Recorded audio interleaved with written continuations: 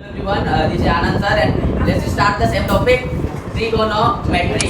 अब वो टाइम आ गया है जब हम ट्रिग्नोमेट्रिक फंक्शन को डिफाइन करें। तो हमने पाइथागोरस पढ़ा था क्या? उसका प्रूफ देखा था क्या?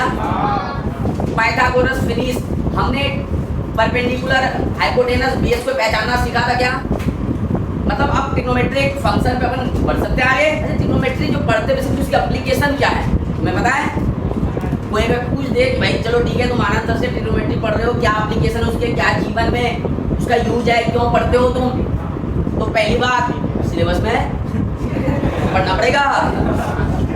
दूसरी बात, कभी ऊंचाइयों पे गए हो या कभी नीचे से ऊंचाइयों को देखे हो, करीब बात देखे हो क्या? कभी पास जाना और ऐसे देखना पड़ता। तो कभी ऊंचे जगह पे जाते हैं तो मन में ख्याल आता है कभी कभी क्या? अबे कभी ख्याल होता है कितनी ऊंचाई होगी, आता है ख्याल कितनी ऊंचाई होगी? या कभी ट्रेन से, किससे? ट्रेन से अगर कोई रिवर पार कर रहे होते हैं और पार करते ही जाते लगता है कि कितनी चौड़ी होगी रिवर, अबे लगता है क्या? एक बात बताओ, तुम उस समय पैदा हुए, किस समय? उस समय जब ऐसी सारी सुविधाएं नहीं थी जो अभी तुम्हें है, जैसे टेक्नोलॉजी, मीटर, नापने वाला मशीन, और तुम्हें बोलता कोई कि भाई साहब इसका ऊंचाई बताओ, ऊंचाई एग्जैक्ट डेसिमल में अप टू 3 डिजिट, कैसे बताते तुम? बच्चा बोल रहा है पाइथा, क्या लगाएंगे? पाइथागोरस। मान लो ये क्या है? अभी ये फुट से करीब क्या है? ये बना दिया, अभी इतना कम ऊंचा नहीं है, ये तो बनाया, फिर ऐसे गया और फिर ऐसे और फिर ऐसे।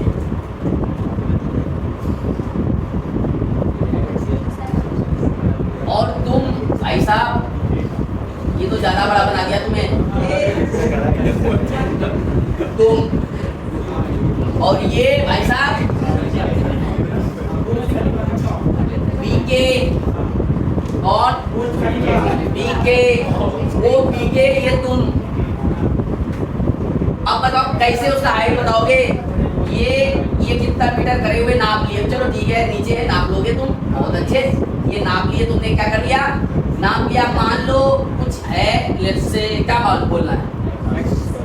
बी बोल देते हैं, बी और बेस पे टिके हो ना तुम। अच्छा, ये एंगल चाहिए तुम्हें क्या?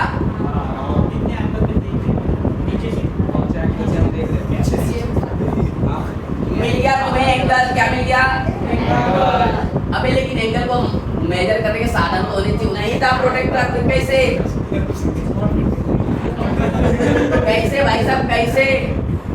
ये निकाल दोगे तो तुम्हारा काम बन जाएगा। अगर कोई ये निकाल दे तो अपना हाइट इसमें ऐड कर देगा, इतना height of man, HM headmaster ने हाइट ऑफ मैन, और ये लेकिन निकल जाए तभी तो दोनों ऐड करके, ये मान लो कितनी है तो ये ऐड करके तुम निकाल सकते हो।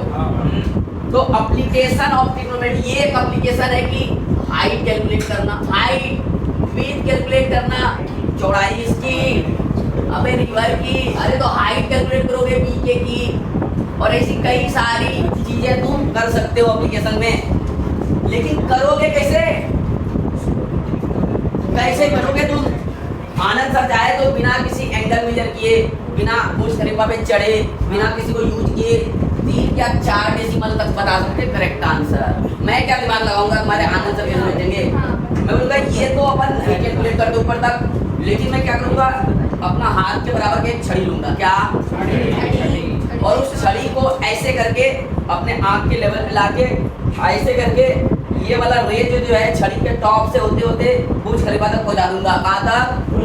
अबे ऐसे कभी निशाने लगाए तुम, इसके ये आंख आई, ये टीप और बुर्ज खलीफा का टीप सबको मैच करा देंगे। अरे नहीं करा सकते क्या? ये आई, अबे तीसरी आंख और ये मेरे हाथ की हाइट की छड़ी, हाथ की हाइट की। अबे जूम क्या है? जूम है वो भी इन है, जूम इन है, आउट नहीं। इससे क्या बेनिफिट होगा सर? एक बेनिफिट देख सकते हो, यहाँ जो एक ट्रायंगल बन रहा है, क्या बन रहा है? अब समझाने वाली बात, एक ट्रायंगल बन रहा है क्या, ये एंगल 90 डिग्री राइट एंगल है क्या, let's say right angle eight B, तो ये मान लेते हैं ए और ये सी, और इसको कुछ पी क्यू मान लेते हैं। एक तो राइट एंगल हो गया। अब इस ट्रायंगल के लिए भी एक एंगल सेम है, सेम जो कि ये छोटे वाले ट्रायंगल के लिए जैसा एंगल है। अगर दो एंगल सेम हो गए तीसरा होना ही पड़ेगा। अबे सम ऑफ ट्रायंगल 180 डिग्री अगर सेम होना पड़ेगा, मतलब triangle A B C and triangle P Q C similar triangle है। अबे नहीं है क्या, अगर सिमिलर ट्रायंगल है मतलब इसके साइड्स का ratio will be equal to इसके साइड्स का रेशियो। हमको निकालना है क्या, ए बी, हम बोलेंगे A B upon B C, कौन B C equal to P Q upon Q C.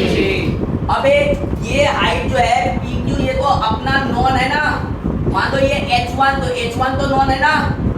अबे h1 नॉन है कि नहीं, और कितना दूर रखें ये भी, अगर मान लो b1 तो b1 भी नॉन है कि नहीं,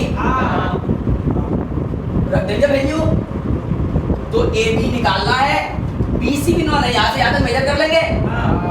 b equal to P Q कितना है h1 डिवाइडेड बाय, तो a b कितना निकला h1 bye b1 to b।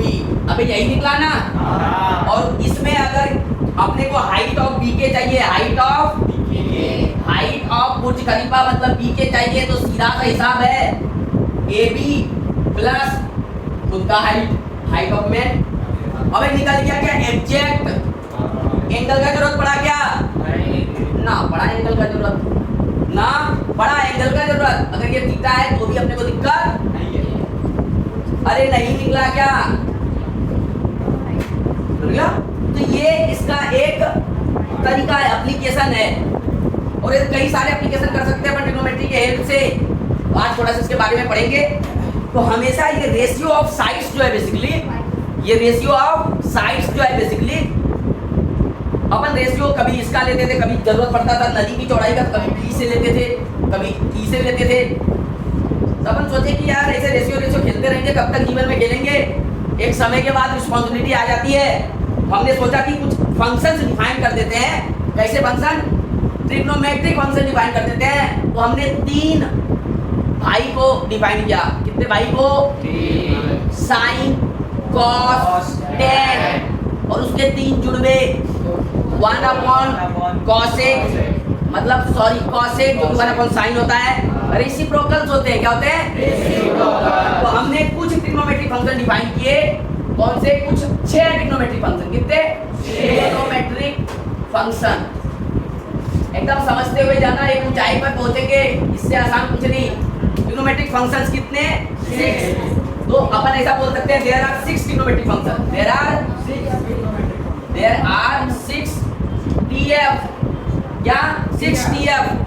पहले का नाम जो है, सबसे पहले जो जीवन में आया उसका नाम था टेंजेंट। अबे क्या, टेंजेंट।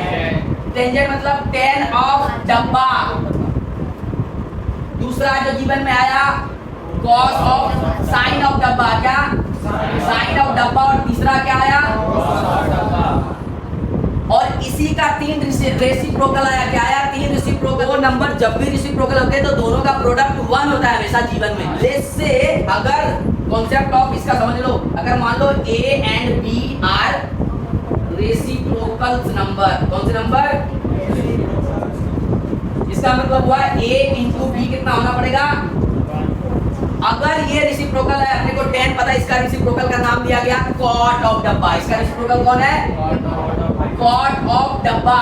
अगर ये रेसिप्रोकल है तो कॉट ऑफ डब्बा कितना होगा, 1 अपॉन, अबे नहीं होगा क्या, तो ये दोनों मल्टीप्लाई होकर 1 होना है। तो ऐसे ही साइन का रेसिप्रोकल क्या हो गया, कॉसेक ऑफ डब्बा 1 अपॉन साइन डब्बा। और ऐसे ही कॉस का क्या हो गया, सेक ऑफ डब्बा, जो कि 1 अपॉन कॉस डब्बा होता है। ये डब्बा क्या बोल रहे हो सर, ये ट्रिग्नोमेट्रिक फंक्शन है। और मैंने एक बार क्लास में बताया था, फंक्शन एक होता है मशीन। क्या होता है, इसमें जरूरत पड़ता है एक इनपुट का, किसका, और उसके कॉरस्पॉन्डिंग कुछ आउटपुट निकलता है क्या। और भाई साहब हर एक फंक्शन के इनपुट डिफाइंड होते हैं, और उस इनपुट को डोमेन बोले थे, आउटपुट को रेंज बोले थे। ऐसा नहीं कि अगर मशीन जूस का है तो उसमें पत्थर डालेंगे, फ्रूट्स ही डालने होते हैं। जूसर के इनपुट क्या है? क्लियर है क्या? तो हम जो यहाँ फंक्शन डिफाइन कर रहे हैं, इसके जो इनपुट होंगे एंगल होंगे, क्या होंगे? तो एंगल को हम थीटा से डिनोट करते हैं, किससे? तो tan theta equal to tan theta sin theta cos theta define किया। फिर cot थीटा जो कि 1/tan थीटा होता है, cosec थीटा जो कि 1/sin थीटा होता है, sec थीटा 1/। टोटल 6, तो 3 हो गए, ये 4, ये 5, ये 6 लोग आ गए अपने जीवन में। अब हमें ये भी पता है ये जो ट्रिग्नोमेट्रिक फंक्शन है, बेसिकली फंक्शन क्या है? रेशियो ऑफ साइड्स है। क्या है ये? Ratio of sides. और हम बात कर रहे हैं राइट एंगल ट्रायंगल का, इसका मतलब है राइट एंगल ट्रायंगल के साइड्स का ही रेशियो होगा। अभी कौन क्या है हम नहीं जानते हैं, लेकिन जान लेंगे, ठीक है ना? तो जब अपन जीवन में देखें tan थीटा जो था उसको कैसे डिफाइन किया गया? मान लो ये एंगल थीटा है, ये एंगल क्या है? तो ये राइट एंगल ट्रायंगल है, ट्रिग्नोमेट्रिक राइट एंगल ट्रायंगल के लिए वैलिड होता है। तो tan थीटा को ऐसे डिफाइन किया गया, हमेशा उसके सामने वाला मतलब perpendicular upon base. tan theta को कैसे डिफाइन किया गया? Perpendicular upon base. तो ये जो वैल्यू निकला है ना, बेसिकली ये क्या निकला? tan theta. और इसको कभी-कभी स्लोप भी बोलते हैं। क्यों स्लोप बोलते हैं? क्योंकि ये ढलान है ना। अबे ढाल नहीं दिख रहा है क्या? तो इसी को tan थीटा बोला गया, AB अपॉन BC को। क्लियर है क्या? उसके बाद इसको और डेप्थ से समझते हैं इस 6 को, क्योंकि यही 6 पे पूरी ट्रिग्नोमेट्री चलने वाली है। और 6 क्या, ये 3 पे, 3 तो जुड़े हैं, बदलते रहेंगे आपस में। अबे चट्टी बट्टी नहीं समझे क्या? तो अब यहाँ से थोड़ा सा गेम में आते हैं। जिसमें गेम में आते हैं, हमारे पास जीवन में हमेशा एक राइट एंगल ट्रायंगल रहेगा। कितना? एक राइट एंगल ट्रायंगल रहेगा ही रहेगा, ठीक है? तो ये राइट एंगल ट्रायंगल है, मान लो ये 90 डिग्री है, राइट एंगल ट्रायंगल है। तो और एंगल के बारे में हमने अच्छे से पढ़ लिया है, ये ABC है और ये मान लिए थीटा, इसके सामने P हो जाएगा, इसके सामने अरे ये P, ये X और बचा हुआ भाग क्लियर है? और ये साइड्स हमें मालूम रहेंगे, एटलीस्ट 2 तो मालूम रहेंगे, तीसरा पाइथागोरस बाबा का आह्वान करेंगे, प्रकट हो जाएगा, निकाल लेंगे उनसे। और मदद नहीं मांग सकते क्या? मांगेंगे। तो ऑलवेज रिमेंबर पाइथागोरस। कौन सा गोरस? Pythagoras theorem. डॉक्टर को जब आता नहीं ना अंग्रेजी तो बस देता है। समझेगा नहीं था उसका रिस्पेक्ट मार्केट में बढ़ जाता है। डॉक्टर को ऐसा लिखता समझ में नहीं आता। अबे तेरे को लिखाई नहीं है, समझ में आ जाएगा। h² = p² और अब जब भी डॉक्टर का तुम ऐसा देखो, तुम बोल दिया करो कि सर क्लियर लिखो, हमें पता है हमको नहीं आ रहा। ठीक है क्या? तो सबसे पहला फंक्शन क्या डिफाइंड आया? tan theta. क्या आया? tan theta. tan थीटा क्या कैसे डिफाइन किया? परपेंडिकुलर बाईवन में स्लोप भी बोलेंगे। क्या बोलेंगे? स्लोप। और यही होता है p बाय b।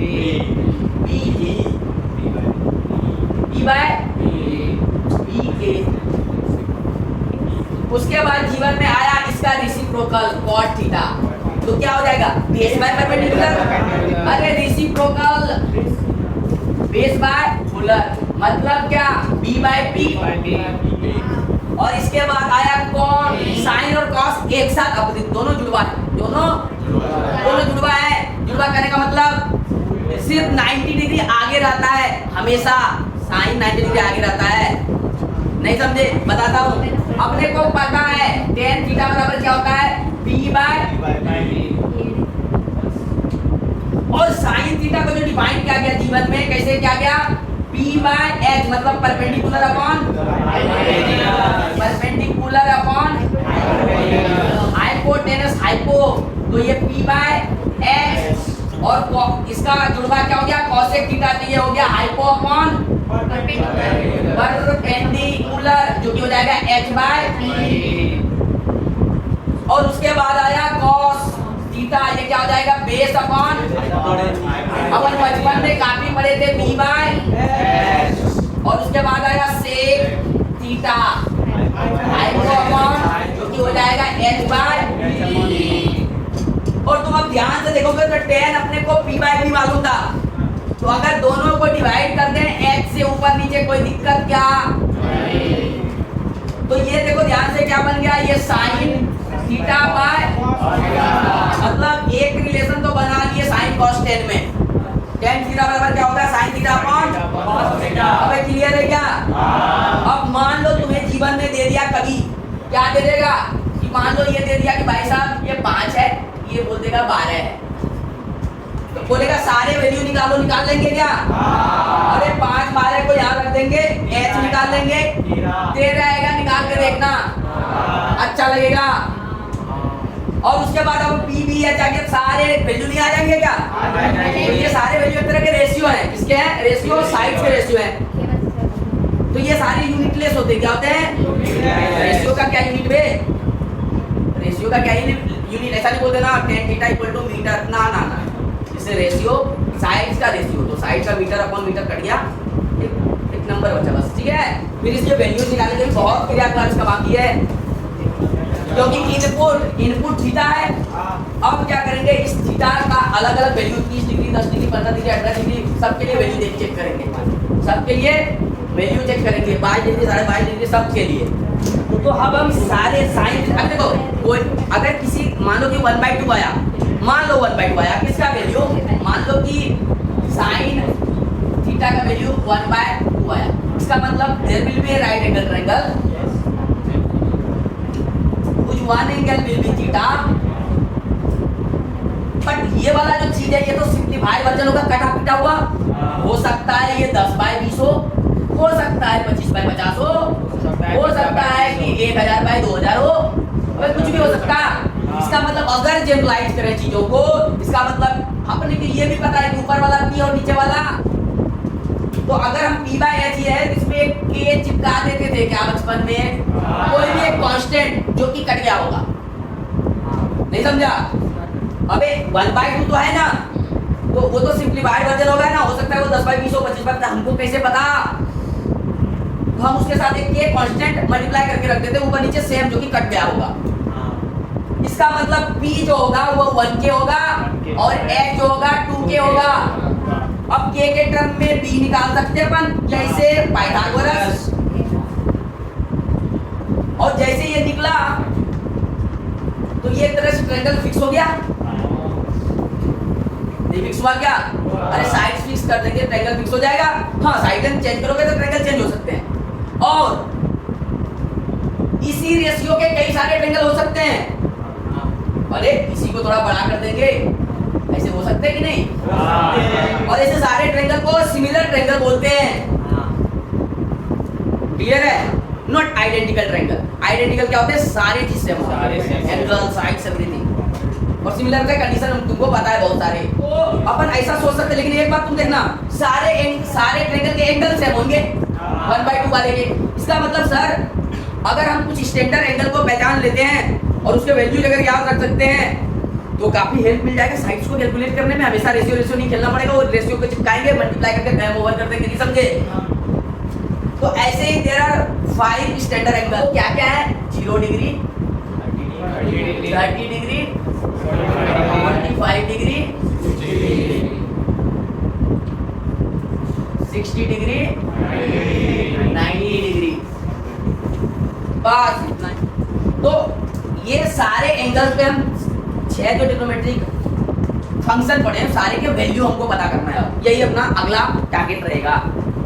और उसको फिर समझ के रख लेना, रटना नहीं है। अलग बात है रटा जाएगा, अगर ना चाहते हुए भी कभी कभी चीजें हो जाती, नहीं होती क्या? ना चाहते हुए चीजें, कई सारी चीजें हो जाती है, नहीं ना चाहते हुए भी हो जाती है चीजें। तो सबसे पहले किसका निकालें? चलो 0 से ही शुरुआत करते हैं। जब थीटा इक्वल टू 0 डिग्री है तब कैलकुलेट करते हैं। अब तुम्हें पता है एंगल 0 डिग्री का मतलब क्या? मतलब तुम्हारे पास कौन है? अबे किरण। और 0 डिग्री का मतलब क्या? इसका रोटेट क्या होगा? अबे रोटेट ही नहीं क्या होगा? रोटेट ही नहीं क्या होगा? मतलब अगर रोटेट करता है भाई साहब तो थीटा आता पिक्चर में, लेस से कुछ ऐसा रोटेट करके ऐसा बना देता, मान लो ये 90 डिग्री हो जाता और ये थीटा हो जाता, नहीं होता क्या? अब ये वाली रेंज कहाँ पहुंच चुकी है? यहाँ। तो ये एंगल बना, मतलब इस एंगल को कुछ बना, मान लो अल्फा, तो ये एंगल भी कुछ थीटा होगा। लेकिन भाई साहब ये एंगल तो जीरो ले लिया अपने, मतलब ये रोटेट किया क्या? नहीं। अच्छा ये जीरो कब बना होगा? तुम देखो ध्यान से, मतलब ये और घटा दे तो जीरो की तरफ जा रहा है, और घटा दे अभी जीरो हुआ क्या? नहीं। अभी जीरो हुआ क्या? नहीं। एक बात नोटिस कर रहे हो, अगर थीटा के सामने वाला P है तो P का घट रहा है P, और ये H B के पास पहुंच रहा है, मतलब H B के इक्वल होने जा रहा है। क्या अब हो गया जीरो क्या? नहीं। एग्जैक्टली जब इसमें आ जाएगा तभी जीरो होगा, और इस केस में P हो जाएगा, थीटा जब जीरो होगा P क्या हो जाएगा? और H और B क्या हो जाएगा? H इक्वल टू B हो जाएगा। ये बात समझ में आ रही है क्या सबको? चलो भाई H हो जाएगा B के इक्वल। बात बताओ, अगर मैं यहाँ से चीजों को लिखूं तो बेसिकली ट्रायंगल अपना कैसा है? रेट मान लो A था तुम्हारा, ये B था और ये C। अब A के जगह पे B आ चुका है, और ये AC अब BC बन चुका है। क्या बन चुका है? और A के पास अगर B आ जाएगा तो BC बनेगा ना बे? AB कहाँ रहा? वो BC हो चुका है। और ये कब हुआ? जब थीटा इक्वल टू कितना आया? 0 डिग्री।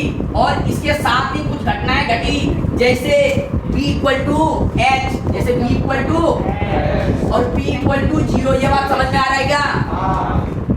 एक बात, अपन तो सर ये सारे चीज तो बचपन में पढ़े थे कि साइन 0 डिग्री बराबर 0, और वो एक ट्रायंगल के लिए था। क्या ये ट्रायंगल दिख रहा तुम्हें? अरे बेवकूफ बनाया गया था तुम्हें, बेवकूफ। अबे नहीं बनाया गया था क्या? और तुमने कभी सोचा ही नहीं कि पिक्चर में अपन तो रट लिए थे उस समय, साइन 0 0 साइन 0 0 साइन 0 0। मैं रटने नहीं बोल रहा हूँ, लेकिन तुम्हें याद होगा साइन 0 0। अरे समझे क्या? अब क्या हुआ? अब इस पे ट्रिग्नोमेट्री लगा सकते क्या? कैसे लगाओगे?